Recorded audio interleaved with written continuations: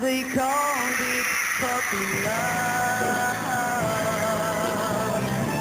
Oh, I guess they'll never know